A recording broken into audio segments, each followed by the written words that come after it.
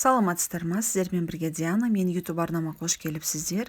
Бүгінгі видеода біз чак-чактың осындай түрін дайындайтын боламыз.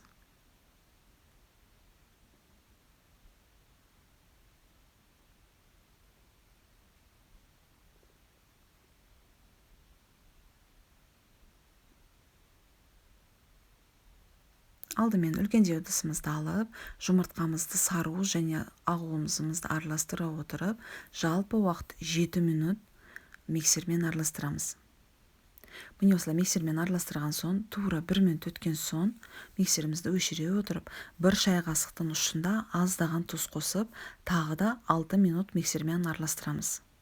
Міне осылай массамыздың түрі де көлемі де өзгерді. Миксерімізді өшіріп, 1 шай қасықтың ұшында аздаған сода қосып, үстінен уксус эссенциясы 5-6 тамшы қосамыз. Одан артық қоспаймыз, себебі 70% уксус эссенциясы. Миксерімізді өшіріп, рецепт бойынша 450 грамм ұн жазылған, менде 440 грамм кетті. Ұнды бірден көп сап қоймаңыздар, ұнды аз-аздан салып барыңыздар.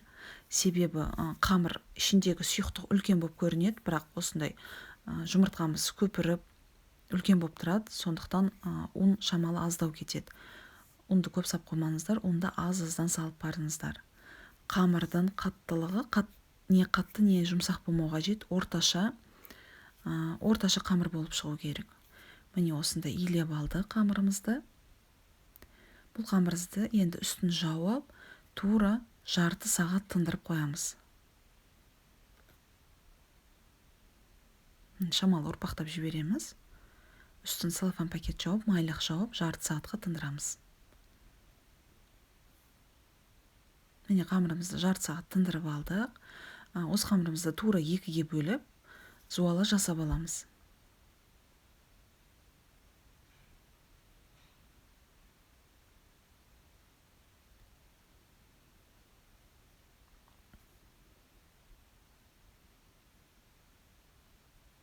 Жая бастаймыз. Қамырымыздан қалыңдығы 2, ары барса 3 мм болу қажет, одан қалың болмау керек.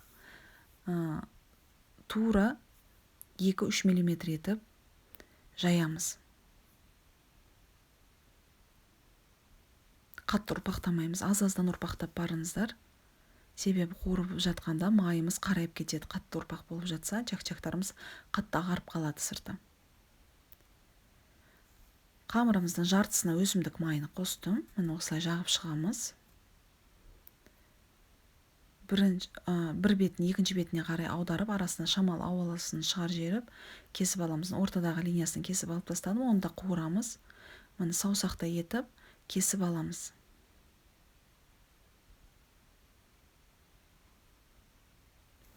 Негізі нағыз рецептінде біз жарты жағына маргарин, жарты жағына малдың іш майын ерітіп құятынбыз.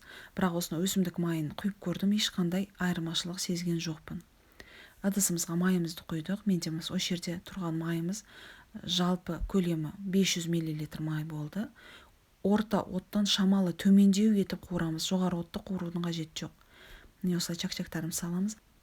Ерінбей аз-аздан қуырып аламыз. Міне екінші листімді жайдым. Оның да дәл осындай жартысына дейін өсімдік майын жағып, бір жағын екінші жағына аударып, тура осылай турап кесіп аламыз, дайындап.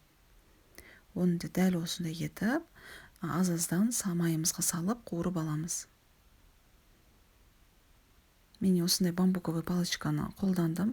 Аударуға ыңғайлы, үлкен қасық тықпаймыз.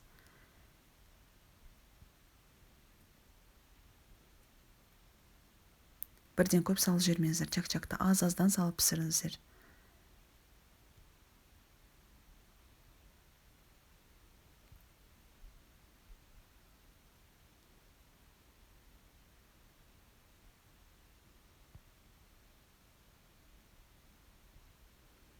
Мен чак-чактарымыз барлығын қуырып болдық.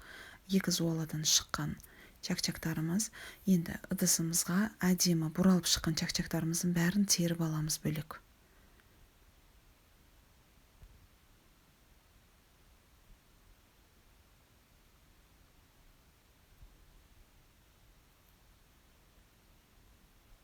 Міне осылай бұралған чак-чактарымыз бәрін теріп, бөлек алып қоямыз. Кейіннен сироп дайындап аламыз. Ыдысымызға 2 пиала шекерімізді қостық. Бұл 400 граммға тең болды. Үстінен 150 мл су қостым. Су шамалы аздау болды, сондықтан 200 мл су қоса беріңіздер. Кейіннен міндетті түрде пиаладағы суымыз мұздай болу қажет. Мұздай пиаланың үстіне аздаған сиропымызды қосамыз. Осындай араластырғанда шамалы осындай форма болу қажет, қатты болмау қажет. Өте жұмсақ шарик дейміз ба, сонда өте жұмсақ болу қажет. Жұмсақ болған екен демде осылай газымыздың пешіміздің астын өшіреміз. Өшірген соң 1-2 минут өткен соң үстіне бал қосамыз. Менде үйдің балы болғандықтан 3 қасық қостым бал. Кейіннен осы терілмеген қалып тұрған чак-чактарымызды ыдысымызға салып, үстінен осындай сиропымызды құямыз. Терілген чак-чактарымыз бөлек тұрыпты, оны тимейміз. Міне осындай сироп үстіне сироп құйып, шамалы араластырамыз ақырындап. Мына астынан жоғары қарай чак-чактарымызды араластырып шығамыз. Кейіннен ыдысымызға немесе легендерімізге, тарелкаларымызға осындай сироп араласқан чак-чактарымызды салып шығамыз. Толтырмай, аз-аздан саламыз. Қаған мына ыдысымдағын алып қойдым, бөлек тарелкаға тереміз. Кейіннен үстінен бұралған әдем чак-чактарымызды осы тарелканың үстіне біртіндеп қойып шығамыз.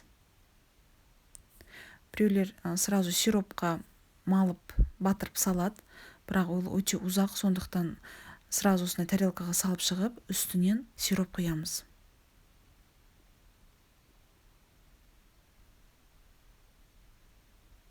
Міне салып шықтық. Бұл жерде сиропымды тағы да жылытып жібердім. Үйдің балы болғандықтан сиропым қоюласып қалды, сондықтан үстінен жарты пиала су құйып жібердім. Соны ескере отырыңыздар.